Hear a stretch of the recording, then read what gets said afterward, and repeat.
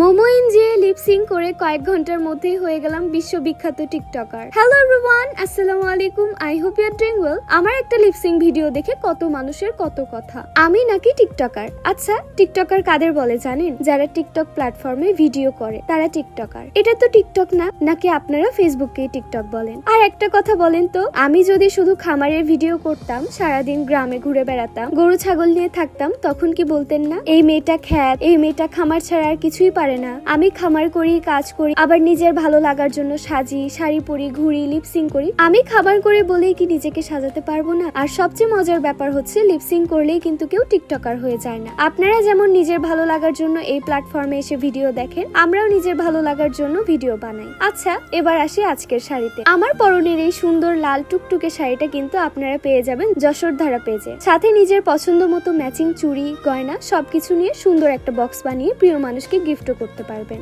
এখন আসি আজকের ঘোরাঘুরিতে। আজকে আমরা চলে এসেছিলাম বগুড়ার মোমোইনে শুধুমাত্র নিজের মনটাকে একটু খুশি করার জন্য। কারণ শুধু খামারের গবাদি পশুকে সময় দিলেই তো হবে না। খামারি হিসেবে খামারের দায়িত্ব যেমন আছে, সন্তান হিসেবে বাবা মাকে সময় দেওয়াটাও আমার দায়িত্ব। তাই বাবা মাকে নিয়ে চলে এলাম মোমোইনে। প্রথমে শাড়ি পরে সুন্দর করে কিছু ছবি ভিডিও শুট করলাম। এরপর শাড়ি চেঞ্জ করে আমরা খাওয়া দাওয়া সেরে নিলাম। তারপর চলে গেলাম সেই বিখ্যাত কেবল কারে। যদিও আমরা একটু লেট করে ফেলেছি, যখন নতুন কেবল কার চালু হয়েছিল তখন সবাই মোমোইনে আসতো শুধু কেবল কারে ওঠার জন্য। তখন আমাদের আশা হয়নি, তাই এবার আর সুযোগটা মিস করলাম না। জন প্রতি 200 টাকা করে, আমাদের 3 জনের 600 টাকা। অনেকে ভাবতে পারেন 600 টাকা মাটি। না ভাই, উসুল হয়েছে। কারণ প্রায় 30 থেকে 40 মিনিট ধরে এদিক থেকে ওদিক, আবার ওদিক থেকে এদিকে ঘুরে পুরো মোমোইনটা উপর থেকে দেখার সুযোগ পাবেন। ওয়াটার পার্ক, আশেপাশের সবকিছু উপর থেকে পুরো ভিউটা অন্যরকম সুন্দর। প্রথমে অবশ্য একটু ভয় লাগছিল, কারণ অনেক উঁচু, তার উপর কেবল কারটা কিন্তু চলন্ত অবস্থায় থাকে, থেমে উঠতে হয় না, চলতে চলতেই উঠতে হয়। এই ব্যাপারটা আমার কাছে